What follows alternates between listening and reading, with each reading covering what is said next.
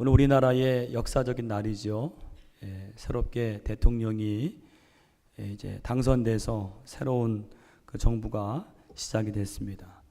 자, 이번에 한국에 가니까 어떤 분이 그렇게 물어보시더라고요. 그 외국에 살면 이 한국 소식을 잘 듣습니까? 그 한국에 대해서 관심을 많이 갖나요? 그러더라고요. 그래서 제가 뭐라고 답했을까요? 한국보다 더 많이 갔습니다. 멀리 떨어져 있기 때문에, 또 요즘에는 인터넷이나 이런 매스미디어가 잘 되어 있기 때문에 더 많이 알고 더 많이 관심을 갖습니다. 제가 그렇게 말씀을 드렸어요. 오늘 자기 민족에 대한 이 사랑과 열망이 정말로 강했던 사람이 누구냐 하면 이 사도 바울입니다. 오늘 말씀을 통해서 우리가 그걸 알게 되는데, 먼저 좀 서론을 보면, 여러분 우리가 이 로마서는요 크게 세 부분입니다. 거기 적어주세요. 1장부터 8장까지는 거기 나와 있는 대로 구원의 동기를 가지고 적었습니다. 1장부터 8장까지는. 또 두 번째 부분은 9장부터 11장까지는 선교적인 동기로 적었습니다. 선교적 동기. 그 다음에 12장부터 16장까지는 그리스도인의 삶에 대해서, 그리스도인의 삶의 동기를 가지고 적었어요. 그러니까 로마서는 세 부분입니다. 1장부터 8장까지는 구원론. 구원이 무엇이냐?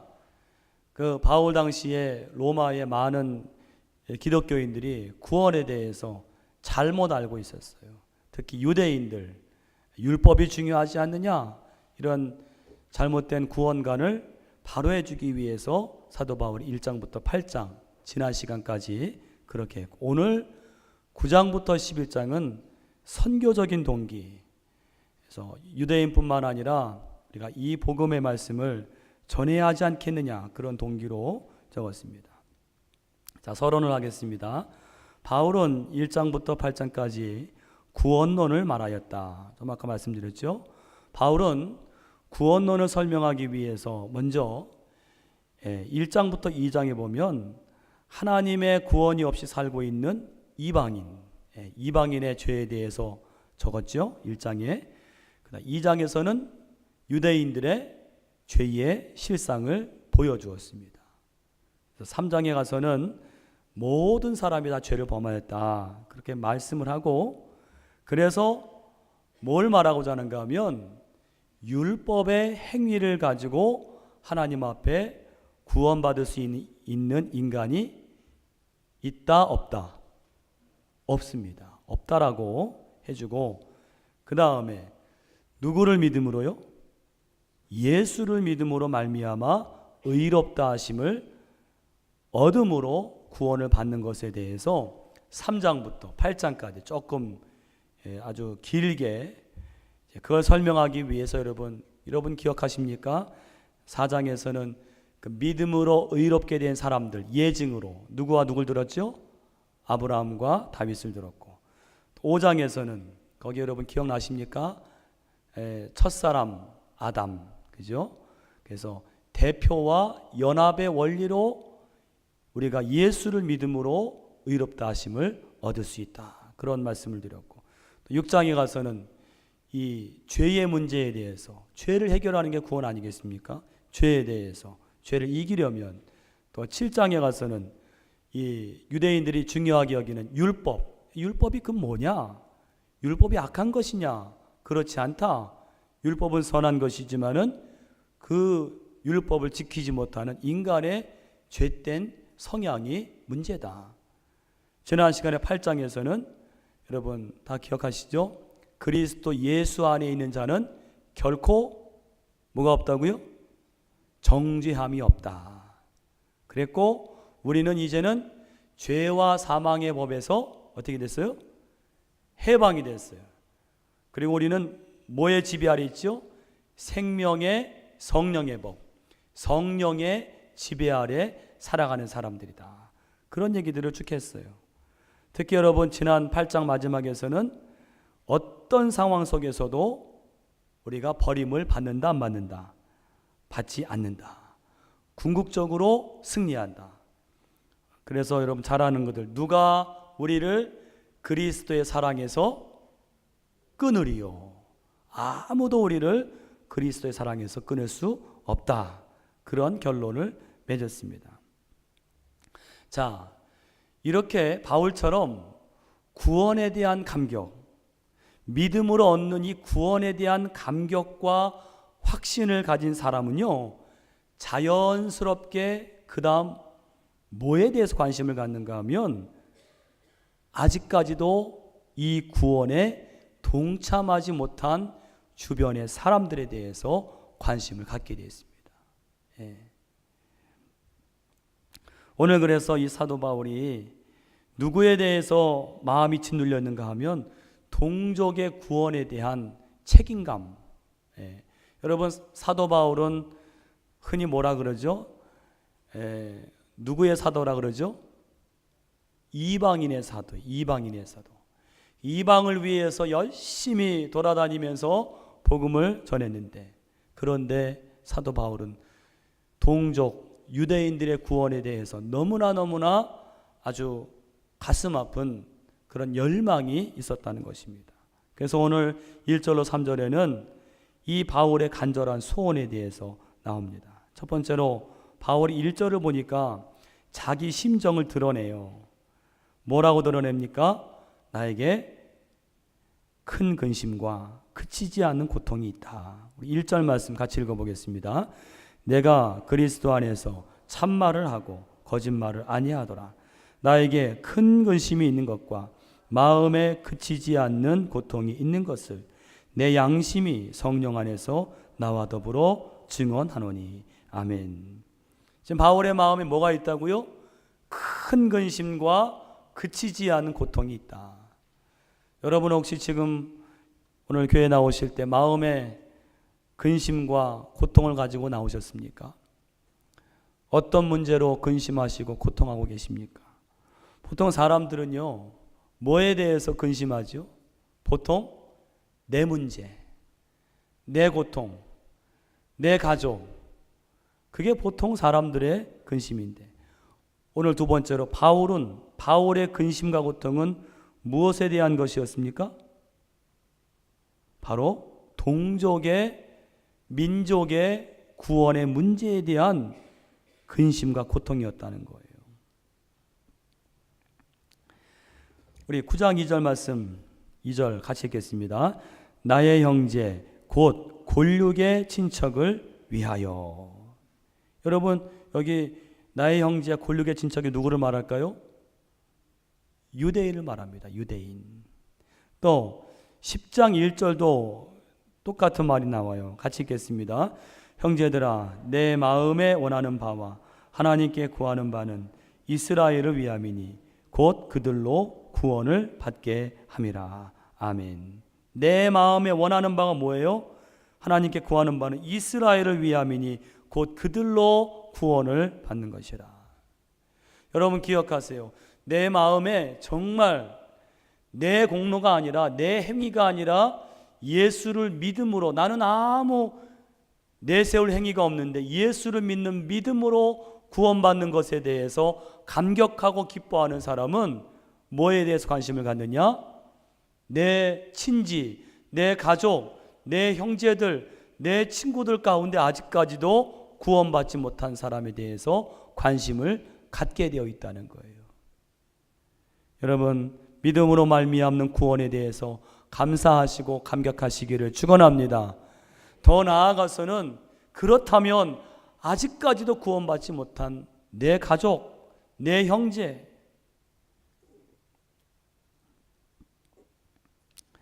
여러분 천국과 지옥이 있는 것이 너무너무 분명하게 믿어진다면은 생각해 보세요. 천국과 지옥이 분명히 있습니다. 근데 그게 너무 분명하게 믿어져요. 그렇다면은 누가 생각이 나겠습니까? 내가 사랑하는 사람이 생각이 나요. 특히 내가 사랑하는 사람인데 아직까지도 예수를 모르고 그냥 세상 길로 가는 그 사람이 생각이 나게 되어 있다는 것입니다. 어떤 어머니가 예수 잘 믿다가 이제 연로하셔서 마지막 세상을 떠나시게 될 때 이 가족들과 자녀들과 마지막 다 인사를 하고 한 사람 한 사람 기도를 해 주었습니다. 그런데 자녀들에게 마지막 인사를 할 때 이제 뭐라고 인사하는가 하면 굿나잇, 굿나잇. 그런데 유독 한 자녀에게만은 굿바이 그랬대요. 굿바이. 한 자녀에게만. 그래서 그 자녀가 아니 어머니 왜 다른 이 형제들에게는 다 굿나잇이라 그러고 나에게는 왜 굿바이라 그럽니까? 그거는 다른 형제들은 다 예수를 믿고 이제 내가 죽어서 나중에 다 우리가 천국에서 만날 것이지만 너는 아직 예수를 믿지 않으므로 내가 만날 수 없을 것 같아서 굿바이라고 한다. 아니에요 어머니, 저도 굿나잇이라고 해주세요. 저도 예수를 믿고 천국에 가겠습니다. 여러분, 정말로 구원의 감격을 아는 사람이라면 내 주변에 구원받지 못한 사람들에 대한 안타까운 이 열망과 이 소원이 있어야 할 줄로 믿습니다. 아직까지 여러분 가족 가운데, 친직 가운데, 내가 잘 아는 사랑하는 사람 가운데 아직도 구원을 받지 못한 사람이 있어요. 오늘 이 말씀 듣게 하시는 것, 여러분에게 사도 바울의 열망을 가지라고 오늘 이 시간에 참여하게 하셨는지도 모르겠습니다. 그런 마음을 가지시기를 간절히 축원합니다. 바울은 동족의 구원을 어느 정도로 원했는가? 세 번째로, 어느 정도 원했는가? 보통 원한 게 아니에요. 3절 말씀 읽어보겠습니다. 3절입니다. 시작. 내 자신이 저주를 받아 그리스도에게서 끊어질지라도 원하는 바로다. 뭘 원한다고요? 내 동족의 구원을 원한다는 거예요. 내가 저주를 받을지라도, 그 저주는 뭐겠습니까? 여기 말씀에 나온 것처럼 그리스도에게서 끊어지는 그 저주를 받을지라도 나는 그 동족의 구원을 원한다는 거예요. 여러분, 이거는 놀라운 말씀입니다. 왜냐하면 로마서 8장 마지막에서 바울이 뭘 강조했어요? 아무것도 하나님의 사랑에서 우리를 끊을 수 없다, 그렇게 강조했단 말이에요. 그런데 오늘 9장에 와서는 뭐라 그래요? 내가 그리스도에게서 끊어질지라도, 내 동족이 구원을 받을 수만 있다면은 내가 그리스도에게서 끊어지는 것도 내가 불사하겠다는 거예요. 그러니까 얼마나 이것을 원한다는 것입니까? 이 8장과 9장을 연결해 보세요. 여기에 여러분, 끊어질지라도의 의미는 뭐냐면 내가 구원에서 제외된다 할지라도, 더 원색적인 표현이 뭐예요? 내가 그 대신에 지옥에 갈지라도, 내가 동족의 구원을, 이 유대인들의 구원을 원한다는 거예요.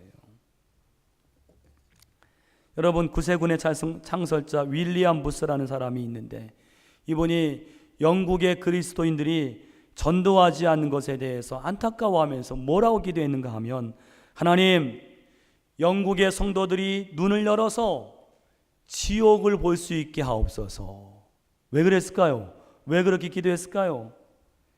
이 말은요, 우리가 단 한 번이라도 우리가 사랑하는 사람들이 지옥에 가 있는 것을 볼 수만 있다면 오늘 우리는 뛰쳐나가서 그 이웃들을 붙들고 목 놓아서 복음을 전하게 될 것이라는 이야기입니다. 그래서 그는 다음과 같이 말했습니다. 우리 한번 같이 읽어보겠습니다. 우리 그리스도인들 같이 읽겠습니다.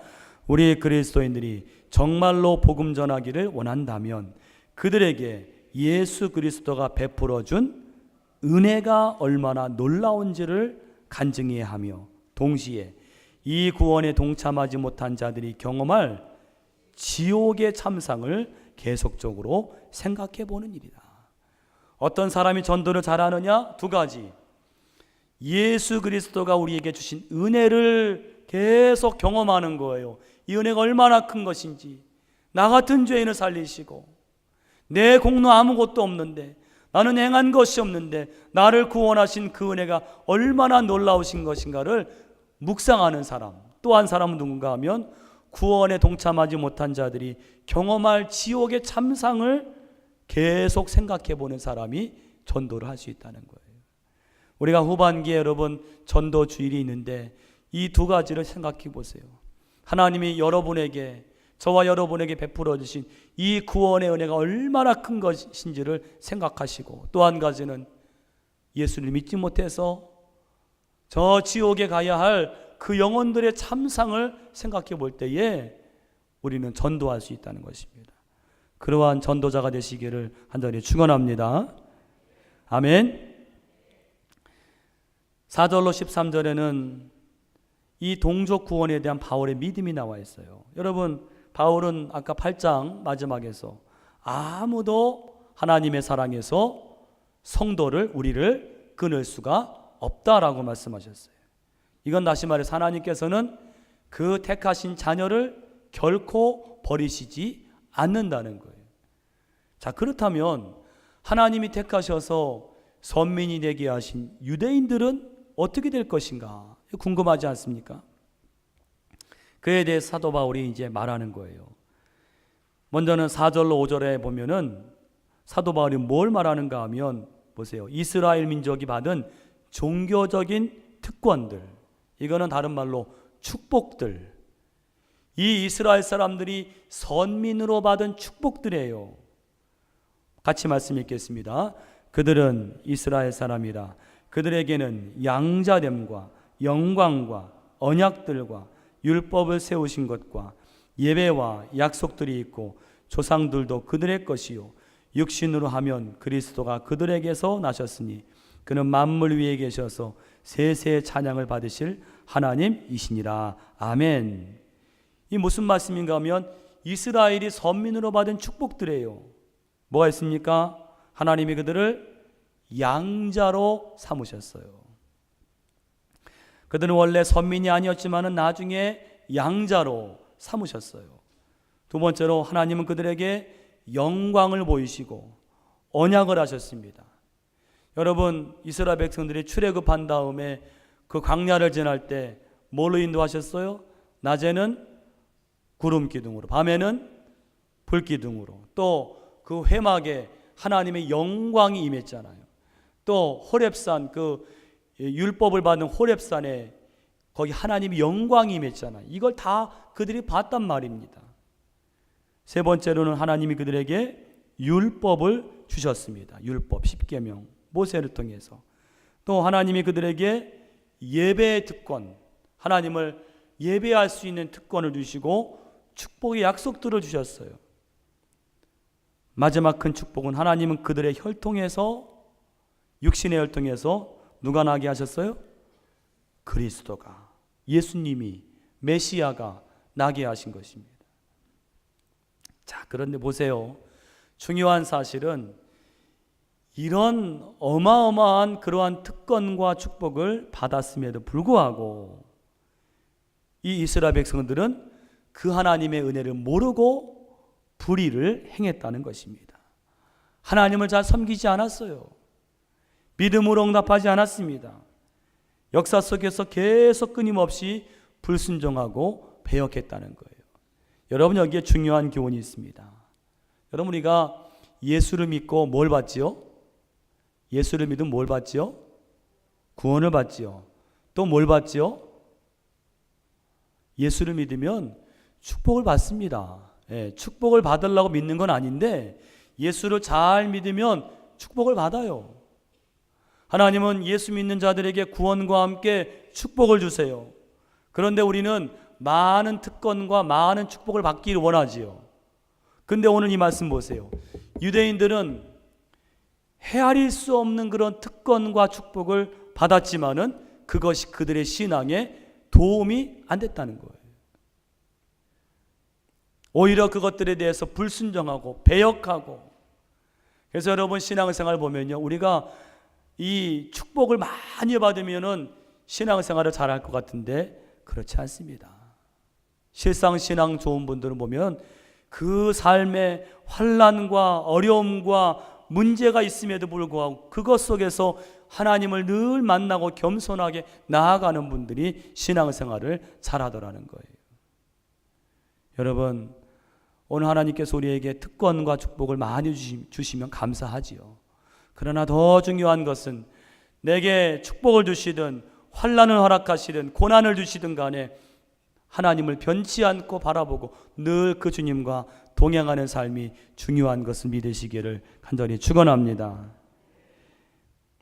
그 다음 이 사도 바울은 그러면서 이스라엘을 향한 하나님의 약속이 지속될 것을 믿고 있어요.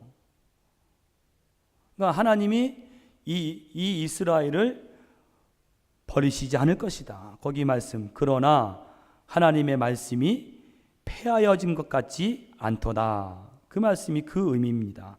하나님은 신실하셔서 그 약속을 지속하신다. 그런데 세 번째로 중요한 것이 뭐냐면 참 이스라엘, 이 사도 바울은요, 이스라엘 백성을 하나님이 분명히 약속을 지키실 것이다. 그런데 중요한 것은 참 이스라엘.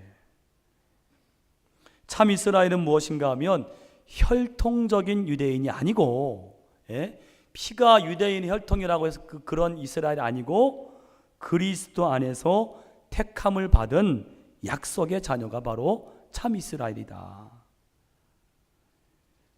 6절에서 8절에 그 말씀을 하는 거예요. 같이 읽겠습니다. 이스라엘에게서 난 그들이 다 이스라엘이 아니요 또한 아브라함의 씨가 다 그의 자녀가 아니라 오직 이삭으로부터 난 자라야 내 씨라 불리니라 하셨으니 곧 육신의 자녀가 하나님의 자녀가 아니요 오직 약속의 자녀가 씨로 여기심을 받느니라. 아멘. 여러분 여기 맨 앞에 이스라엘에게서 난 자가 다 이스라엘이 아니요 뭐예요? 다 이스라엘, 참 이스라엘이 있다는 거예요. 그래서 여기 여러분 요 구절에 보면 비슷한 말이 있어요. 뭐냐면은 이스라엘에게서 난 자들, 요 말과 아브라함의 씨, 이거는 뭘 의미하는가 하면 육신의 자녀, 그러니까 혈통으로 된 유대인들을 말하는 거예요. 그냥 태어나고 보니까 유대인인 거예요. 핏줄이. 그런데 그들이 참 이스라엘이 아니라는 거예요. 누가 참 이스라엘이냐? 이삭으로부터 난 자. 이 말은 다른 말로 약속의 계보에 있는 자녀, 즉 약속의 자녀가 참 이스라엘이다. 그런 말입니다. 자, 여러분 아브라함의 자녀가 몇 명이었을까요? 아브라함 자녀 몇 명인지 아십니까? 보통 우리가 2명으로 알고 있는데 8명이래요. 8명. 창세기 25장 1절 2절에 보면 8명이 나와요.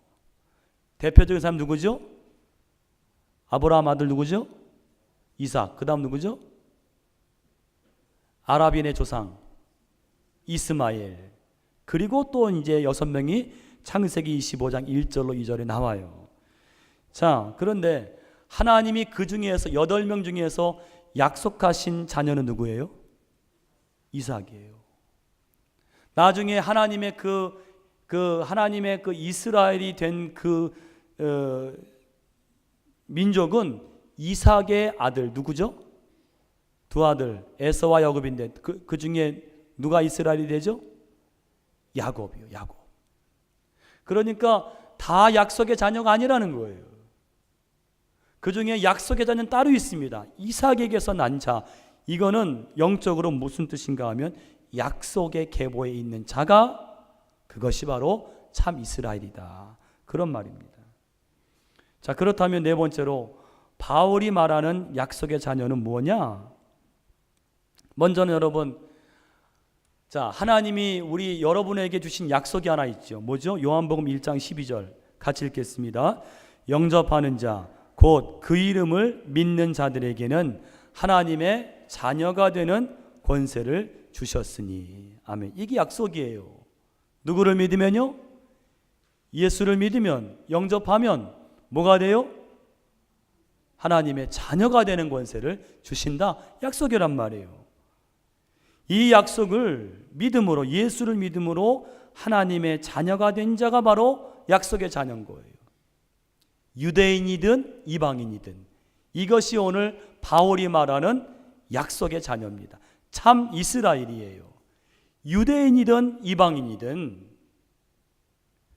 24절이 그 말씀입니다. 여러분 24절 같이 읽겠습니다. 이 그릇은 우리니 곧 유대인 중에서뿐 아니라 이방인 중에서도 부르신 자니라. 아멘. 유대인, 이방인 이게 중요한 게 아니라 유대인이든 이방인이든 온 하나님의 약속을 믿고 예수를 영접하는 그 자가, 그런 사람이 하나님의 자녀가 되는 권세를 받는다는 거예요. 그런데 이제 여기서 그럼 어째서 어떤 사람은 약속의 자녀가 되고 어떤 사람은 그렇지 않은가? 왜 에서는 약속의 자녀가 아니고 왜 야곱이 약속의 자녀인가? 똑같은 쌍둥이인데. 거기에 대해서 사도 바울이 뭐라고 하는가 하면, 하나님께 선택된 것은 우리의 의지나 공로가 아니라 그것은 전적인 하나님의 주권이며 은혜다. 그건 하나님이 하실 일이라는 거예요. 우리가 그것에 대해서까지 왈가왈부할 수 없다는 거예요. 그 말이 여러분 거기 말씀 리브가에게 같이 읽겠습니다. 리브가에게 이르시되 큰 자가 어린 자를 섬기리라 하셨나니 기록된 바 내가 야곱은 사랑하고 에서는 미워하였다 하심과 같으니라. 아멘. 이 말은 야곱이 약속의 자녀가 되었다는 건데 그것은 하나님의 주권이라는 거예요. 자, 여러분 질문하겠습니다. 여러분, 하나님이 나를 왜 택하셨는지 그 이유를 아시는 분 계세요? 하나님 여러분 자신에게 왜 나를 택하셨지? 잘 몰라요. 그렇지 않습니까? 아, 목사님, 저는 좀 인격이 좀 됩니다. 그건 아니에요. 우리 모두는 하나님이 왜 나를 택하셨는지 잘 몰라요. 그건 하나님의 주권이요 은혜입니다. 믿으시기를 바랍니다. 감사한 거예요. 여기에 대한 감격이 있어야 돼요. 그래서 사도 바울이 그 다음에 큰 세 번째로 구원에 있어서 하나님의 주권적인 선택을 좀 설명을 합니다. 로마서 9장 14절 29절에 자, 첫 번째로 주권적인 선택을 하시는 하나님께서 불의하신가? 그럴 수 없다는 거예요. 자, 하나님의 자녀가 되는 것은 저기 적어놓은 건 뭐냐면요, 유대인들은요 자기들이 하나님의 자녀가 된 것은 혈통에서 저절로 되는 것으로 그렇게 생각했어요. 그런데 오늘 사도 바울은 그게 아니야. 유대인의 피로 태어났다고 해서 하나님의 자녀가 되는 게 아니라 그는 하나님이 주권적으로 선택하셔서 그렇게 되는 거야 라고 말을 할 때에 유대인들이 반감을 가졌을 거예요. 난 자연히 내가 유대인의 혈통에서 태어났기 때문에 하나님의 자녀가 되고 구원받는 걸로 그렇게 알았는데 그게 아니라는 거예요. 그래서 거기에 사도 바울이 뭐라고 합니까? 말씀 같이 읽어보겠습니다. 그런즉 우리가 무슨 말을 하리요? 하나님께 불의가 있느냐? 그럴 수 없느니라. 하나님이 이 야곱을 택하시고 에서를 택하지 않으신 것, 주권적으로 선택하신 것, 이것이 하나님께서 불의하신 것이냐? 그렇지 않다는 거예요. 그는 하나님의 주권이고 은혜입니다. 더 나아가서 사도 바울은 피조물에 대해 하나님은 절대 주권을 갖고 계신다라는 것을 설명해요. 거기 이제 먼저는요 15절 16절에서 여러분, 하나님이요 긍휼히 여기시는 것도 하나님의 주권입니다. 어떤 사람은 긍휼히 여기세요. 어떤 사람은 긍휼히 여기셔서 그를 하나님의 구원으로 인도하세요. 그것도 하나님의 은혜입니다. 하나님의 주권입니다. 근데 또 어떤 사람은 완악하게 하시는 것도 있어요. 누가 대표적인 사람입니까? 애굽의 바로. 바로는 10가지 재앙을 하기까지 사실 하나님께서 그 마음을 완악하게 하셨거든요. 거기 우리 18절 말씀 같이 읽어보겠습니다. 그런즉 하나님께서 하고자 하시는 자를 긍휼히 여기시고 하고자 하시는 자를 완악하게 하시느니라. 아멘. 그것도 하나님의 주권이라는 거예요. 긍휼히 여기는 것도. 사도 바울은 좀 더 나아가서 무슨 비유를 드는가 하면 이 주권을 설명하기 위해서 토기장이의 비유를 들어요. 19절로 24절. 어떻게 말씀하는가 하면 지음을 받은 존재, 뭐예요?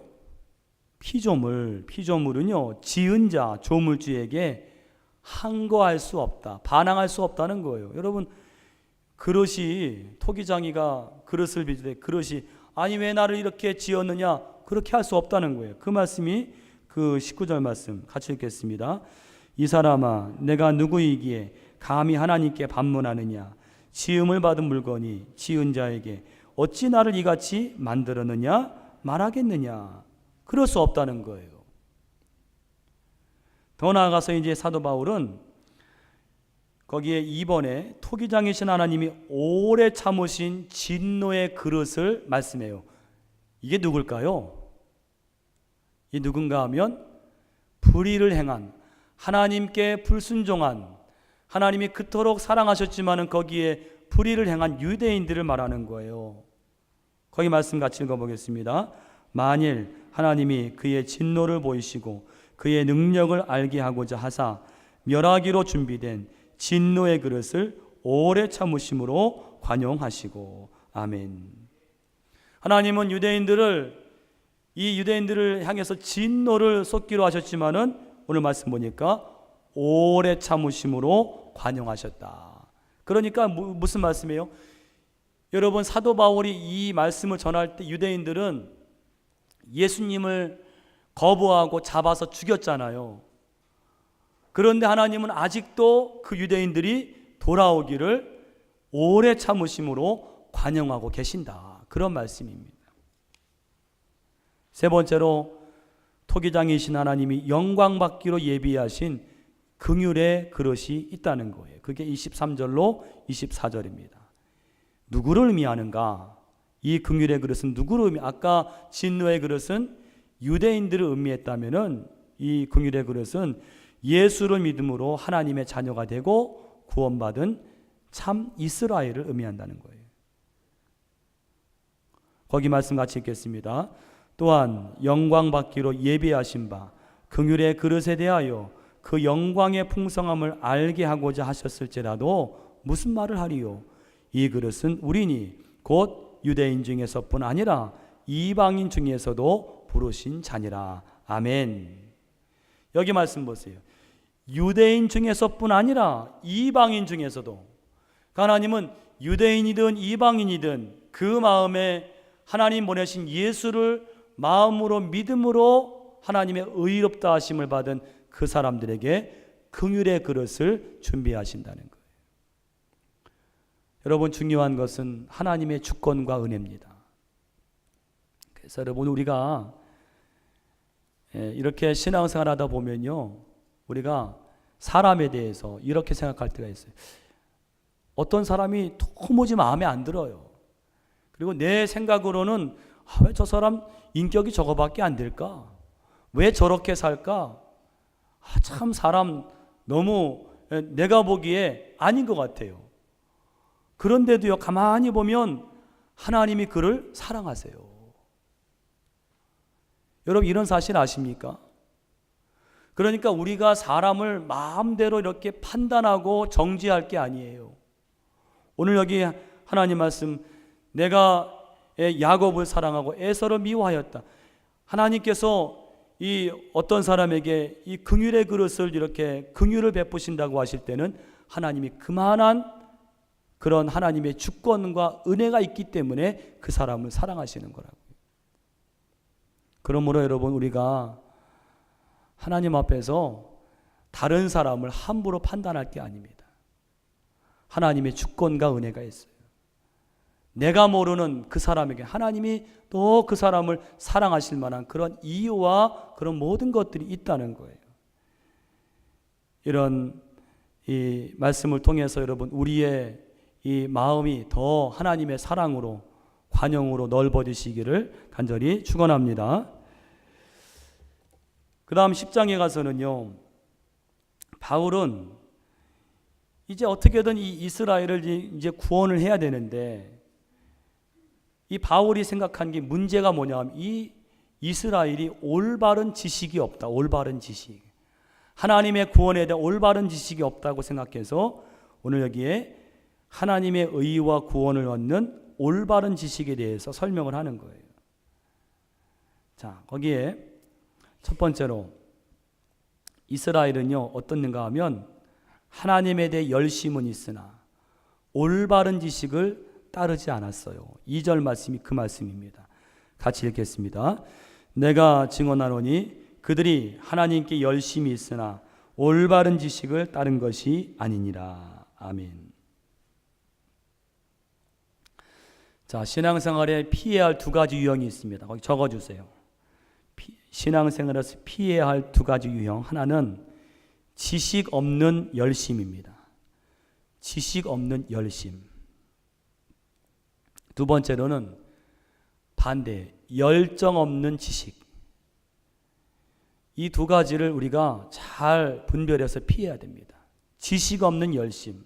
뭐냐 하면 여러분 그 핵분열, 그 원자 그 있죠. 우라늄 핵분열 되지 않습니까? 그러니까 엄청난 그 반응 아닙니까? 그런데 그거를 잘 조절하면 우리 인간의 삶이 유익한 핵 발전소가 되잖아요. 그러나 그거를 잘못 이용하면은 잘 조절되지 않으면 뭐가 돼요? 핵폭탄이 되는 거예요. 우리 열심도 마찬가지입니다. 우리 열심에 뭐가 필요한가 하면 이 성령의 지식이 필요한 거예요. 성령의 지혜가 필요한 겁니다. 잘 조절된 규모 있는 질서 있는 하나님이 성령의 지혜를 주시는 그런 열심을 가져야 된다. 여러분 우리 교회 내에서도 열심을 갖고 열정을 가지고 신앙생활하는 중요한데 거기에 뭐가 필요한가? 바른 올바른 지식이 필요하다는 거예요. 그 올바른 지식을 위해서 이렇게 여러분 수요일과 모든 우리 또 GBS 제자훈련 통해서 배워야 됩니다. 배워야 그 열심이 지식 있는 열심이 되는 거예요. 반대로 열정 없는 지식. 지식은 있어요. 그런데 열정이 없습니다. 알고는 있는데 행하지를 못하는 거예요. 열정이 없습니다. 여러분 예수님이 나실 때 동방 박사들이 왕궁으로 갔잖아요. 가서 물어봤습니다. 여기 왕이 어디서 나시겠느냐 물었을 때 왕궁의 서기관들이 답을 해줬어요. 저 유대 베들레헴에서 날 것입니다. 뭐예요? 머리로 알았어요. 지식이 있었어요. 그런데 그들이 그 예수님께 와서 경배를 했습니까? 하지 않았어요. 왜요? 열정이 없는 거예요. 그런 것이 바로 열정 없는 지식입니다. 이 두 가지를 피해야 됩니다. 지식 없는 열정도 문제고 열정이 없는 지식도 문제예요. 그런데 오늘 유대인들은 열심은 있었지만은 올바른 지식이 없었다는 거예요. 그러면 구원에 있어서 올바른 지식이란 뭐냐?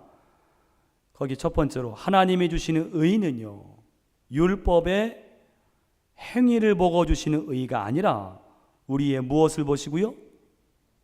믿음을 보시고 주시는 의다. 자, 여러분의 구원은 여러분이 하나님을 잘 섬기고 뭔가를 행해서 얻은 구원이십니까? 구원이세요? 아니에요. 우리의 믿음, 여러분 이거를 분명히 하셔야 됩니다. 9장 30절 말씀 같이 읽겠습니다. 그런즉 우리가 무슨 말을 하리요? 의를 따르지 아니한 이방인들이 의를 얻었으니 곧 믿음에서 난 의요. 보세요. 예. 이 율법을 따르지 않은 이방인들이 의를 얻었어요. 하나님이 그들을 뭘 갖고 의를 주셨겠어요? 율법도 모르는데 하나님을 믿는 믿음을 보시고 그들을 구원하셨다는 거예요. 여러분 이거 분명히 하세요. 내가 구원받을 만한 뭐가 있어서 오늘 성도가 된 게 아니라는 거예요. 그렇게 되면 그게 내 의가 됩니다. 하나님과 딜밖에 안 되는 거예요. 나는 내가 아무리 율법 행위를 행한다 할지라도 여전히 구원받을 수 없는 그런 존재이지만은 나를 위해 십자가에 죽으신 예수님을 믿는 믿음 하나 보시고 우리를 구원하셨다는 거예요. 이 사실을 확실히 믿으시기를 축원합니다. 또 하나님이 주신 의는요, 예수를 믿는 자에게 주신 의입니다. 그 예수님이 누군데요? 그 예수님은 율법의 모든 요구를 만족시키신, 인간 중에 유일하게 율법의 모든 요구를 만족시키신 분이 누구냐? 예수님이라는 거예요. 그 말씀 같이 읽겠습니다. 그리스도는 모든 믿는 자에게 의를 이루기 위하여 율법의 마침이 되시니라. 아멘. 거기 여러분, 믿는 자에게, 거기다가 동그라미, 모든 믿는 자에게, 믿음, 예수를 믿는 자에게, 그 다음에 율법의 마침에 거기 적어주세요. 율법의 요구를 완성하셨다. 율법의 요구를 완성하셨다. 유일하게 참 인간이셨는데 율법의 요구를 완전하게 만족시키신 분이 누구냐? 예수님이라는 거예요. 그분을 믿으면 우리도 하나님의 의롭다 하심을 얻게 된다는 거예요. 이것이 올바른 지식이라는 거예요. 이 올바른 지식이 없었다는 거예요, 유대인들은요. 또 두 번째로 율법의 의를 따라간 유대인들이 하나님의 의에 이르지 못한 이유는 비슷한 말이지만 그들이 믿음을 의지하지 않고 행위를 의지했기 때문에. 거기 그 말씀이 같이 읽겠습니다. 의의 법을 따라간 이스라엘은 율법에 이르지 못하였으니 어찌 그러하냐? 이는 그들이 믿음을 의지하지 않고 행위를 의지함이라. 부딪힐 돌에 부딪혔느니라. 아멘. 거기 여러분 9절에요. 의의 법은요, 거기 적어주세요. 율법입니다. 율법. 의의 법은 율법이에요. 율법. 그리고 율법에 이르지 못하였다는 것은 율법을 만족시키지 못했다는 거예요. 율법을 만족시키지 못했다. 좀 말이 조금 어려운 말인데 그런 뜻입니다. 다음 두 번째로 하나님의 의를 모른 채로 율법을 통해 자기 의를 세우려고 했다. 여러분, 이거 중요한 것입니다. 하나님의 의를 모르면요, 여러분 보세요. 하나님의 의는 누구를 믿음으로 주어지는 의죠? 예수를 믿음으로 주어지는 의인데, 이 하나님의 의를 모르면 누구 의가 드러나는가? 누구 의가 나타나는가? 자기 의예요. 이거는 분명한 사실입니다. 그러니까 하나님의 의를 모르는 사람들이 자꾸 이 신앙생활을 하면서 난 이것도 하고 난 이것도 하고 난 이것도 하고 자기 의를 드러내는 거예요. 이건 유대인들과 똑같은 거예요. 왜 자기 의를 드러내느냐? 하나님의 의를 모르기 때문에. 거기 그 말씀이에요. 같이 읽겠습니다. 하나님의 의를 모르고 자기 의를 세우려고 힘써 하나님의 의에 복종하지 아니하였느니라. 아멘. 굉장히 중요한 말씀입니다. 오늘 여기 계신 분들은 신앙생활하면서 절대로 자기 의를 드러내지 않으려고 애쓰시는 분들 되시기를 축원합니다. 나도 모르게 자기 의가 드러날 수 있어요. 누구도 그렇습니다. 그러면서 사도 바울은 거기에 믿음으로 의를 얻고 구원에 이르는 방법을 소개해요. 우리 많이 아는 말씀입니다. 같이 읽겠습니다. 내가 만일 내 입으로 예수를 주로 시인하며 또 하나님께서 그를 죽은 자 가운데서 살리신 것을 내 마음에 믿으면 구원을 받으리라. 사람이 마음으로 믿어 의에 이르고 입으로 시인하여 구원에 이르느니라. 아멘. 먼저는 마음으로 믿으라. 한번 따라 하실까요? 마음으로 믿으라. 굉장히 중요한 겁니다. 여러분, 믿음을 가지시되 마음으로 믿으시기를 축원합니다. 마음으로 믿어요. 마음으로요. 예수를 믿되 마음으로 이건 구원을 받기 위한 내적인 조건입니다. 또 무엇을 믿는가 하면 거기에 하나님께서 예수를 죽은 자 가운데서 살리신 것을 믿으라는 거예요. 다시 말해 하나님께서 우리의 구원을 위하여 이미 행하신 일을 믿으라는 거예요. 그 다음 두 번째 중요한 것은 입으로 예수를 주로 시인하라. 여러분, 우리가 이 이렇게 설교 시간에도요, 성경 공부 시간에도 자꾸 입으로 이 말씀을 읽는 게 중요해요. 이 입으로 내가 정확하게 읽으면 이것이 내 마음에 자꾸 새겨집니다. 더 나아가서 여러분, 우리가 사람들 앞에서요, 우리 믿음을요, 그냥 내 속으로만 알지, 그거하고 사람들 앞에서 내가 입을 열어서 예수님은 이러한 분이십니다, 이렇게 말하는 거하고는 천지 차이입니다. 사람들 앞에서 예수를 시인할 때 내 믿음이 더 강건해져요. 더 굳건해집니다. 그리고 이 기쁨이 없던 신앙생활이 마음속에 기쁨과 감격이 생기는 그 비결이 무엇이냐? 사람들 앞에서 예수를 시인하는 거예요. 여러분, 후반기에 우리 청력 전도주의를 하고자 할 때에 이것을 꼭 여러분, 여기 나오신 분들은 다 믿음으로 실천해 보시기를 축원합니다. 축원합니다. 전도는 다른 것 아니에요. 사람들 앞에서 예수를 시인하는 거예요. 예수님 믿어보세요. 정말 좋습니다. 그러면 내 마음속에, 야, 예수님 믿는 게 정말 좋은가? 내가 다시 한번 생각하게 되고 내 신앙을 돌아보게 되고, 그러다가 내 마음이 뜨거워지는 거예요.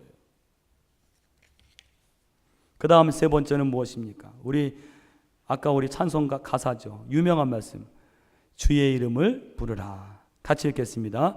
누구든지 주의 이름을 부르는 자는 구원을 받으리라. 아멘. 여기 주의 이름을 부른다는 표현은요, 이 원어적인 표현은 하나님께 예배한다, 그런 뜻이 있어요. 여러분, 하나님께 이 주일날 하나님께 예배할 때요, 예배는 무엇이냐? 하나님의 이름을 부르는 거예요. 주님의 이름이 영광 받으실 그 이름으로 당신은 구원자이십니다, 이거를 내가 고백하는 거예요. 그런 마음으로 찬송을 불러보세요. 하나님, 주님은 나의 구원자가 되십니다. 그런 마음으로 주님을 불러보세요. 그렇게 찬양 드려보세요. 은혜가 넘칩니다. 주의 이름을 부른다는 것은 하나님께 예배한다는 것입니다. 세 번째로 믿음으로 얻는 구원과 전도입니다. 전도의 중요성, 자, 같이 읽어보겠습니다.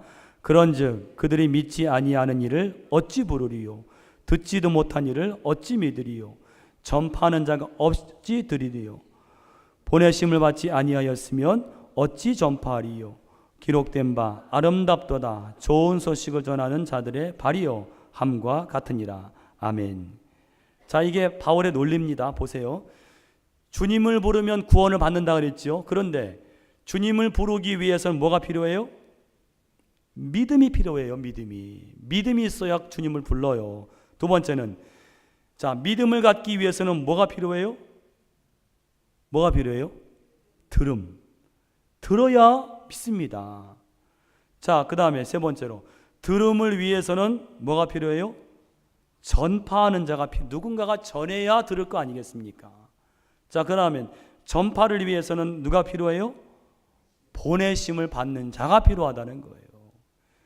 오늘 저와 여러분이 이렇게 믿는 것은 누군가가 부름을 받고 보내심을 받은 자가 있었기 때문에 오늘 우리가 이렇게 믿는 거예요.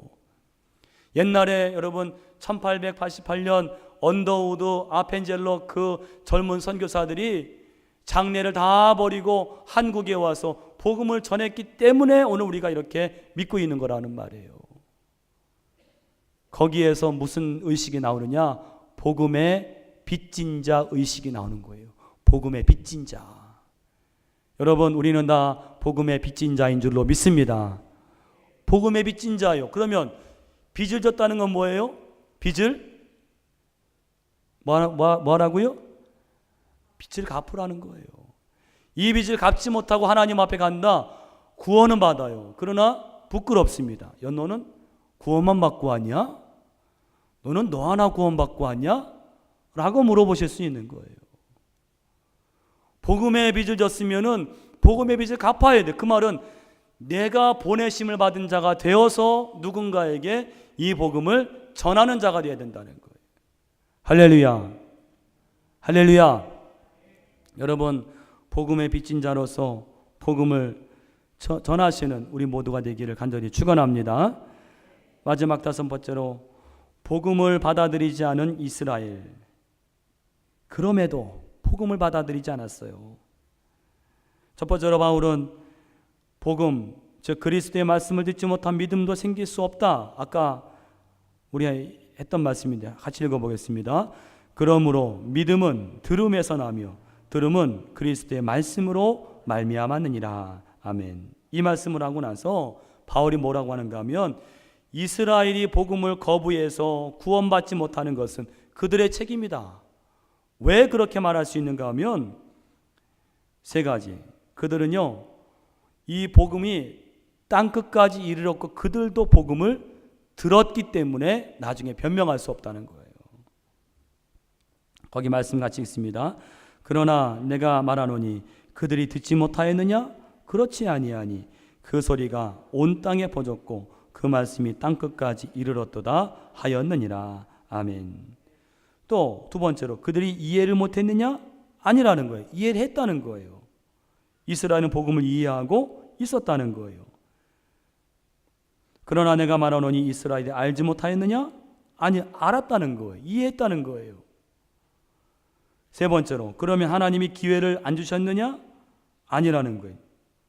하나님께서 이스라엘 향해서 끊임없이 구원의 손길을 베푸셨다는 거예요. 같이 말씀 읽겠습니다. 이스라엘에 대하여 이르되 순종하지 아니하고 거슬러 말하는 백성에게 내가 종일 내 손을 벌렸노라 하였느니라. 아멘. 무슨 말이에요? 내가 종일 손을 벌렸노라 뭐예요? 기회를 주었다는 거예요. 은혜를 주었다는 거예요. 여러분, 하나님이 은혜 주실 때에 그 은혜의 기회를 놓치지 마시기를 간절히 축원합니다.